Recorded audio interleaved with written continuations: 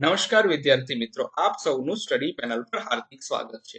આજના વિડીયોમાં આપણે ધોરણ 6 ઇંગ્લિશ સપ્લિમેન્ટરી રીડિંગનો પાઠ 2 17 કેમલ્સ અર્થાત 17 ઊંટ વિશે જોઈશું. તમે જોઈ શકો છો આ ચિત્રમાં ઘણા બધા ઊંટો આપણને દેખાઈ રહ્યા છે. જો વિદ્યાર્થી મિત્રો તમે પાઠ 1 ન જોયો હોય તો અહીંયા લિંક દેખાય છે, લિંક ઉપર ક્લિક કરીને તમે પાઠ 1 જોઈ શકો. અહીંયા ઘણા બધા ઊંટો દેખાય છે અને એક મુલ્લા છે તે અહીંયા આ ચાર બાળકોને કંઈક સમજાવી રહ્યા છે. ચાલો જોઈએ આગળ. 17 કેમલ્સ, જુઓ આ 17 કેમલો અહીં 17 ઊંટ ઊભા છે અને આ મુલ્લાજી અહીંયા બેઠા છે અને આ લોકો આના ભાગ પાડવા વિશે કંઈક વિચારી રહ્યા છે. ચાલો પાઠ જોઈએ તો વધારે અંદાજ આવશે. Once a group of villagers came to Mullah Nasruddin. એક દિવસ શું થયું કે ગામના લોકોનો એક સમૂહ જે છે તે મુલ્લા નસરુદ્દીન પાસે આવ્યો. They had a problem that they could not solve. હવે એમની પાસે એક એવો પ્રશ્ન હતો કે એક સમસ્યા હતી જેમનું કહેવાય ને કે એ ઉકેલી શકતા હતા નહીં. ધ સરપંચ સન, હવે સરપંચનો દીકરો રાજા સરપંચના દીકરાનું નામ શું હતું? રાજા કહે છે, Raja said I'll tell you what problem is. Raja કહે છે કે હું તમને કહું કે શું તકલીફ છે કે શું સમસ્યા છે. My father has made a will. મારા પપ્પાએ જે છે તે એક વિલ બનાવી છે. વિલ એટલે શું? ઈચ્છાપત્ર. હવે જો ઈચ્છાપત્ર એટલે શું? જ્યારે પણ કોઈ વ્યક્તિ મૃત્યુ પામે ને એ પહેલા એ બધું લખીને જાય. શું લખીને જાય? કે મારું કેટલા, માનો કે 5 મકાન છે તો કયું મકાન કોને મળશે, મારી પાસે બેંકમાં આટલો પૈસો છે તો કયો પૈસો કોને આપવાનો છે, કેટલો આપવાનો છે, એ બધું લખીને જાય, એને કહેવાય will. In that he has written that I should get half of his property and the rest should be divided equally among these 4 cousins.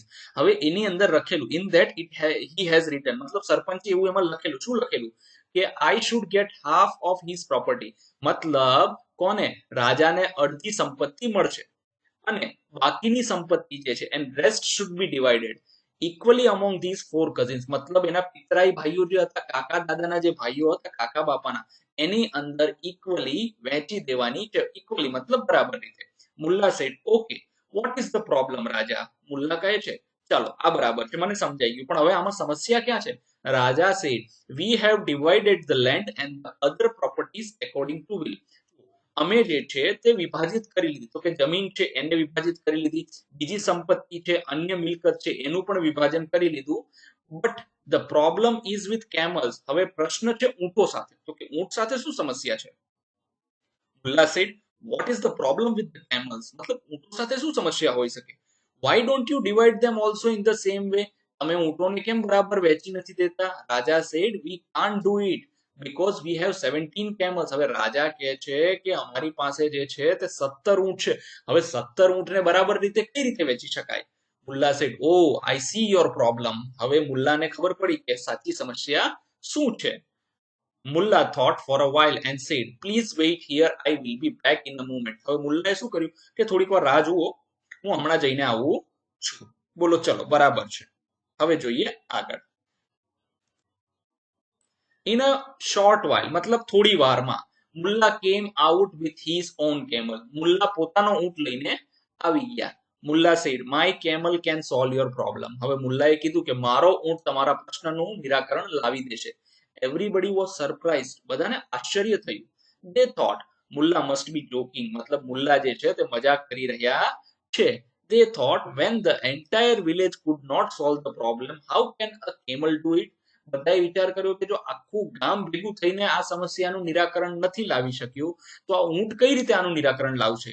Mulla said make all the camel stand in a line. મુલ્લાએ કીધું કે બધા ઊંટને એક લાઈનમાં ઊભા રાખી દો. Add my camel in it. મારા ઊંટને પણ સાથે ઊભો રાખી દેવાનો છે. Raja said Mulla do you want to gift us your camel. હવે રાજાએ કીધું કે મુલ્લા તમારો ઊંટ અમને ભેટમાં આપવાનો છે કે શું? That would be very nice. Mulla said. મુલ્લાએ કીધું કે સારો મજાક હતો, મારે કોઈ એવી દેવાની ગણતરી છે નહીં. Mulla said I have no plan of doing anything like that. Mulla કે મારે એવો કોઈ જ વિચાર નથી કે મારો ઊંટ તમને ભેટ તરીકે આપું. Just do as I say and your problem will be solved. હવે મુલ્લા કહે છે હું જે કહું છું તે કરો એટલે તમારા પ્રશ્નનું નિરાકરણ આવી જશે. Then one clever boy counted them and said, અને એક હોશિયાર છોકરાએ એ ગણ્યા અને કીધું there are 18 camels. જુઓ 17 ઊંટ તો હતા, હવે કેટલા થઈ ગયા? 18 થઈ ગયા, કેમ કે એક મુલ્લાનો ઊંટ પણ મૂકી દીધો. Mulla said now divide it by 2. હવે એને 2 થી ભાગો. the boy said 18 divided by 2 equal to 9. હવે 2 થી ભાગો એટલે એનો જવાબ આવે 9, કારણ કે 9 દુ 18 થાય. રાજા will get 9 camels and the cousin will get the 9 camels. હવે રાજાને 9 મળશે, રાજા એટલે સરપંચના દીકરાને 9 મળશે અને બાકીના છે તેના પિતરાઈ ભાઈઓને 9 મળશે. જો આને અહીંયા સમજવાની જરૂર છે. ખરેખર આ પ્રશ્ન જે છે ને, આ તમને 5મા ધોરણમાં ખબર હોય તો ઊંટ વાળો જ પ્રશ્ન હતો અને ત્યાં 19 હતા ઊંટ. ગયા વર્ષે 5મા ધોરણની અંદર જ તે આપણે અપૂર્ણાંક ભણ્યા ને એની જ અંદર આ પ્રશ્ન હતો. હવે જો સૌથી પહેલા ઊંટ કેટલા હતા? તો કે 17 હતા. એક મુલ્લાનું આવી ગયું એટલે કેટલા થઈ ગયા? તો કે 18 ઊંટ. હવે 18 ઊંટ છે. હવે એમાં શું કીધું કે અડધા જે છે તે અડધા કોને આપવાના? તો કે અડધા રાજાને આપવાના. તો 18 ના અડધા કેટલા થાય? એટલે 18 ભાગ્યા 2. એનો જવાબ આવશે 9 ઊંટ થઈ ગયા. કોને? રાજાને મળ્યા. હવે 9, 18 માંથી 9 ગયા, ટોટલ 18 હતા, 9 રાજાને મળી ગયા, તો વધ્યા કેટલા? 9. હવે 9 ઊંટ વધ્યા છે તે 3 કે હવે તે 4 પિતરાઈ ભાઈ છે. કેટલા છે? 4 ભાઈ છે, એમાં વેચવાના છે. બરાબર, તો 4 વેચીએ. જુઓ તો પેલાને આ પેલો ભાઈ, બીજો ભાઈ, ત્રીજો ભાઈ અને ચોથો ભાઈ. આને 2 આપો, આને 2 ઊંટ આપો, આને 2 ઊંટ આપો, આને 2 ઊંટ આપો. બધાને 2 ઊંટ આપી દીધા. તો બધાને 2 ઊંટ આપી દો એટલે આ કેટલા ઊંટ થઈ ગયા? 8. આપણી પાસે કેટલા ઊંટ વધ્યા હતા? 9 વધ્યા હતા. હવે એક ઊંટ વધ્યો, એ કોનો થઈ ગયો? તો કે મુલ્લાનો થઈ ગયો, અને મુલ્લા પોતાનો ઊંટ લઈને પછી છેલ્લે જતા રહેશે. ચાલો હવે આપણે જોઈએ આને આગળ. હવે શું કીધું છે? Mulla said that's right, now divide the 9 camels equally among 4 cousins. હવે મુલ્લાએ કીધું જો 9 તો ઊંટ લઈ લીધા પેલા, હવે બાકીના 9 વધ્યા છે ને એ આ 4 ભાઈઓ વચ્ચે વેચી દો. તો villager said but Mulla what about you will lose your camel. હવે બાકીના ગામડાના લોકો કહે છે કે મુલ્લા તમારો ઊંટ પણ જતો રહેશે. Mulla said let us see, જુઓ તો ખરા. you first divide the camels and then we can decide what to do. પહેલા આના ભાગ પાડો, કેમલના ઊંટના ભાગ પાડો ને પછી જોઈએ શું થાય છે. The boy said 2 camels for each. જો દરેકને 2 મળી ગયા. હા, but it leaves us with 1 extra. હવે એક આપણી પાસે એક્સ્ટ્રા વધે છે. મુલ્લાએ કીધું that's mine, ઈ મારો છે, મને મારો ઊંટ પાછો આપી દો. બરાબર છે? એમ કરીને મુલ્લા ત્યાંથી નીકળી જાય છે. હવે જોઈએ practice. 1A, know the difference between the underlined words. જો હવે આ જે છે અહીંયા જે છે રેખાંકિત શબ્દ આપેલા છે, આ બંને શબ્દના અલગ અલગ અર્થ થાય છે અને એ અર્થ વિશે આપણે જાણવાનું છે. જો પેલો છે my father will come tomorrow. હવે જો અહીંયા વિલ નો ઉપયોગ છે ને સહાયકારક ક્રિયાપદ તરીકે થયો છે. શેના તરીકે થયો છે? સહાયકારક ક્રિયાપદ તરીકે ભવિષ્ય દેખાડવા માટે થાય છે. જો વિલ શો ફ્યુચર એક્શન, મતલબ ભવિષ્યમાં થનારી ક્રિયા આપણને બતાવે છે કે મારા પપ્પા કાલે આવશે. હવે my father has made a will. જો અહીંયા વિલ જે છે, વિલ નો અર્થ જે છે તે શું છે? Means legal paper that tells us who will get someone's property after death. તો સરપંચે જેવી વિલ બનાવી હતી એ વિલ અહીંયા અર્થ થાય છે. અર્થાત ઈચ્છા પત્ર. વિલ નો અર્થ થાય છે ઈચ્છાવત પત્ર, કે એવું ડોક્યુમેન્ટ જેમાં વ્યક્તિના મૃત્યુ પછી મિલકત ક્યાંને કોને આપવી એ લખેલું હોય. હવે જોઈએ બીજું. After hard work tech rest, મતલબ સખત મહેનત કર્યા પછી આરામ કરજે. ટેક રેસ્ટ મતલબ અહીંયા રેસ્ટ નો મતલબ થાય છે આરામ કરવો. ચલો, rest means to relax, take break મતલબ આરામ કરવો. શાંતિ, થાકી ગયા હોય અને થોડી શાંતિ લેશો મતલબ આરામ કરજો. The rest are in my bag. હવે એમ કે છે, જો અહીંયા શું લખ્યું છે? આઈ હેડ 3 એપલ્સ. મારી પાસે કેટલા છે? 3 સફરજન છે. આઈ એટ 1, મેં એક ખાધું. The rest are in my bag. હવે અહીંયા રેસ્ટ નો મતલબ થાય છે વધેલા. રેસ્ટ મીન્સ રિમેનિંગ, વધેલા, રેસ્ટ બાકીના. હવે જો 3 સફરજન છે, એક મેં ખાધું. The rest are in my bag, વધેલા મારા બેગમાં છે, કેમ કે બાકીના સફરજન મારી થેલીમાં છે, એવો અર્થ થાય છે. જો રેસ્ટ અહીંયા લખીએ ત્યારે અલગ અર્થ થાય છે, અહીંયા લખીએ ત્યારે અલગ અર્થ થાય છે. એટલે આપણે ક્યારે ચોખ્ખું ગુજરાતી નહીં કરવાનું, વાક્ય વાંચીને સમજીને એનું ભાષાંતર કરવાનો પ્રયત્ન કરવાનો. ચાલો આગળ જોઈએ. he always jokes with his friends. અહીંયા જોક્સ છે. ચલો, અહીંયા જોક્સ નો અર્થ શું થાય છે ખબર છે? મસ્તી કરવી, મજાક કરવી. મજાક કરવી થાય છે. બરાબર છે? પછી છે ડુ યુ લાઈક જોક્સ. અહીંયા જોક્સ નો મતલબ થાય છે ફની સ્ટોરીઝ, અર્થાત મજેદાર વાતો તમને ગમે છે. બરાબર છે? હવે જોક્સ વિથ હિઝ ફ્રેન્ડ મતલબ દોસ્તો સાથે મજાક મસ્તી કરવી થાય છે. અહીંયા મસ્તી કરવી નથી કરતા. અહીંયા આપણે કહીએ છીએ કે હું તમને હસાવે, મજા આવે એવા જોક્સ કહીશ તો તમને ગમશે. તો અહીંયા જે છે તે એનું નામ તરીકે સંજ્ઞા તરીકે ઉપયોગ થાય છે, જ્યારે અહીંયા જે છે તે ક્રિયા બતાવે છે, મતલબ બંનેનો અર્થ અલગ અલગ થાય. 1b write the words and their meanings from the following word web. તો વેબ એટલે શું થાય ખબર છે? ગૂંચવાયેલો જાડો હોય ને એને વેબ કહેવાય. કરોડિયાના જાડાને વેબ કહેવાય. શું કહેવાય? વેબ. બરાબર છે. હવે આપણે અહીંયા જે છે આ ઇમ નો ઉપયોગ આ બધા સાથે કરીને આપણે શું કરીશું? આના જે છે વિરોધાર્થી શબ્દ બનાવીશું અને એના અર્થ જાણીશું. જો ચલો હવે ઇમ અને પોસિબલ ભેગો કરીએ તો ઇમ વત્તા પોસિબલ ઇમ્પોસિબલ, જેને અશક્ય કહેવાય. ઇમ પ્લસ પ્યોર ઇમ્પ્યોર અશુદ્ધ. ઇમ્પેશન્ટ ઇમ્પેશન્ટ મતલબ જેને ધીરજ ન હોય એવી વ્યક્તિ. ઇમ્પોલાઇટ મતલબ જે વિનમ્ર ન હોય તેવી વ્યક્તિ. ઇમ્પોલાઇટ. પછી ઇમમોર્ટલ.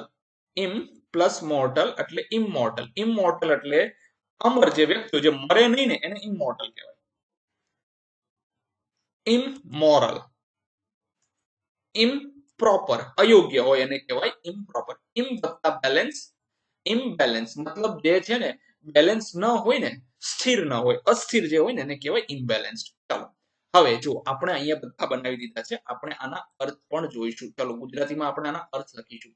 તો નોટ પોસિબલ. નોટ પોસિબલ નો અર્થ આપણને ખબર છે શું થાય ગુજરાતીમાં? તો કે અશક્ય થાય છે. નોટ પોસિબલ નો અર્થ થશે અશક્ય. હવે જો નોટ બેલેન્સ એટલે અસ્થિર. ઇમમોરલ. ઇમમોરલ નોટ મોરલ. બેડ બિહેવિયર એટલે ખરાબ વર્તણૂક, ખરાબ વર્તન.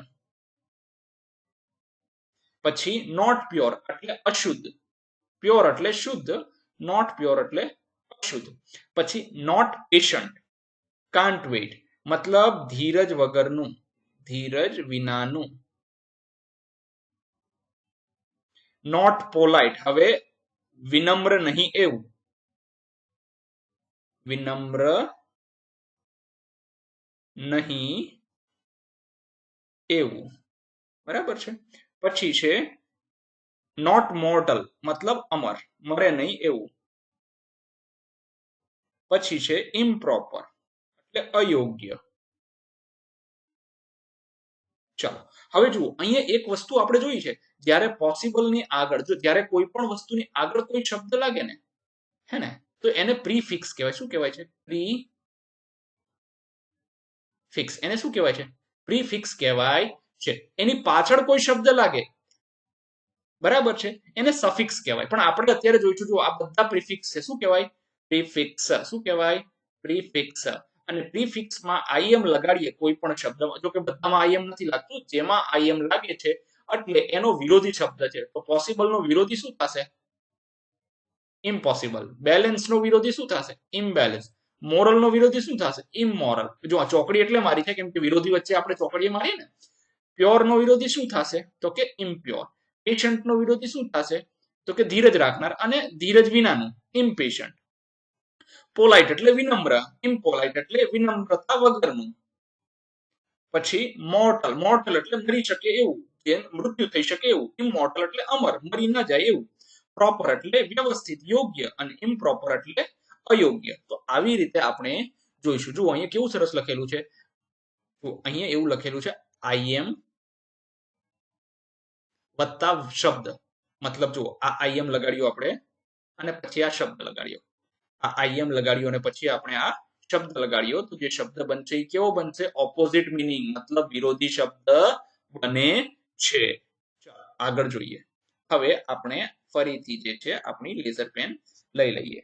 ચાલો હવે અહીંયા આપ્યું છે સ્ટેટ ટ્રુ ઓર ફોલ્સ મતલબ સાચા, ખરા અને ખોટા જોઈશું.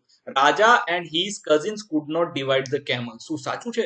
રાજા અને એના પિતરાઈ ભાઈઓ જે છે તે ઊંટોને વિભાજિત કરી શકતા ન હતા. આ સાચું છે એટલે તો સમસ્યા હતી, તો લખીશું true. Raja did not want to share the camels with his cousin. હવે એમ કે છે કે રાજાની ઈચ્છા ન હતી કે ઊંટોને એના મિત્રો, એના પિતરાઈ ભાઈઓ સાથે વેચવા. ના, ખોટું. રાજાને તો વેચવા હતા પણ ખબર નથી પડતી કેમ વેચવા. Nasruddin divided the camels in a satisfactory manner. અર્થાત નસીરુદ્દીને એ ઊંટોને વિભાજિત કર્યા સંતોષજનક રીતે. હા, બધાને સંતોષ થયો તો હા, તો જવાબ આવશે ટ્રુ. Naseeruddin was selfish. હવે એવું છે, નસીરુદ્દીન સ્વાર્થી માણસ હતો, સેલ્ફિશ એટલે સ્વાર્થી. ના ભાઈ, સ્વાર્થી હોત તો પોતાનો ઊંટ થોડો લાવે. ના, ખોટું, એ સ્વાર્થી હતો નહીં. હવે જોઈએ આગળ. 2B, answer the questions. પ્રશ્નના જવાબ આપીએ. 1, હુ વોઝ રાજા. રાજા કોણ હતો? રાજા વોઝ સરપંચ સન. સરપંચનો દીકરો હતો. હુ મેડ અ વિલ. તો સરપંચ મરી ગયા હતા, તો સરપંચે વિલ બનાવી હતી. Raja's father made a will, અર્થાત સરપંચે વિલ બનાવી હતી. રાજાસ ફાધર મતલબ sarpanch. How many camels did the sarpanch leave. Sarpanch કેટલા ઊંટ મૂકીને ગયા હતા? Sarpanch left 17 camels. જુઓ, હવે અહીંયા સમજવા જેવી વાત છે. જો કે આગળના તમે ઇંગ્લિશના વિડીયો પાર્ટ જોયા છે, તમને ખબર હશે. જો અહીંયા ડીડ છે, ડીડ આની અંદર હટી ગયું છે, અને આ લીવ છે, એ લીવની જગ્યાએ આપણે લેફ્ટ નો ઉપયોગ કરેલો છે, જે ભૂતકાળનું બીજું રૂપ છે, જેને કહેવાય છે V2 વર્બ. તો સરપંચ લેફ્ટ 17 કેમલ્સ. કેટલા ઊંટ છોડીને ગયા હતા? 17 ઊંટ. How many camels did Raja get. રાજાને કેટલા ઊંટ મળ્યા? જુઓ, રાજા કુલ ઊંટ કેટલા હતા? કુલ ઊંટ હતા 17. એમાંથી એક નસીરુદ્દીનનો, એટલે થયા 18. રાજાને કેટલા દેવાના હતા? અડધા. અડધા કરવા હોય તો ભાગ્યા 2 કરવાના, એટલે કુલ 9 ઊંટ રાજાને મળ્યા. રાજા ગોટ 9 કેમલ. જો અહીંયા પણ ડીડ હટાવી દીધું, જવાબમાં ડીડ હટી ગયું છે, તો ગેટ છે એ શું છે? V1 છે. V1 મતલબ ક્રિયાપદનું પહેલું રૂપ, અને એનું થશે ગેટનું શું થઈ જાય છે? ગોટ. બરાબર છે. ચાલો. Did Nasruddin get his camel back. ફરીથી જો અહીંયા ડીડ છે, અહીંયા ગેટ છે, તો ગોટ થઈ જશે. Yes, Naseeruddin got his camel back. શું નસીરુદ્દીન એનો ઊંટ પાછો મળી ગયો તો? હા, બિલકુલ, નસીરુદ્દીનને એનો ઊંટ પાછો મળી ગયો હતો. Do you have another idea to solve the same problem. શું તમારી પાસે બીજો કોઈ આઈડિયા છે આ સેમ પ્રોબ્લેમને સોલ્વ કરવા માટે? આ જે સમસ્યા થઈ હતી એનો હલ કરવા માટે તમારી પાસે અન્ય કોઈ આઈડિયા છે? Yes, we can use fractions to divide the camels fairly and sell one. જો હવે શું કરવાનું કીધું છે? આ ઊંટ જે એક ઓંડે છે, એક ઊંટનો પ્રશ્ન હતો, એ ઊંટને શું કરવાનો? વેચી દો, અને જે પૈસા આવે એ પૈસાને સરખા ભાગે લઈ લેવાના. એટલે પ્રશ્નનો હલ થઈ જાય. બરાબર છે. તો આવી રીતે જે છે તે આપણે સોલ્યુશન આનું લાવીશું. ધન્યવાદ વિદ્યાર્થી મિત્રો.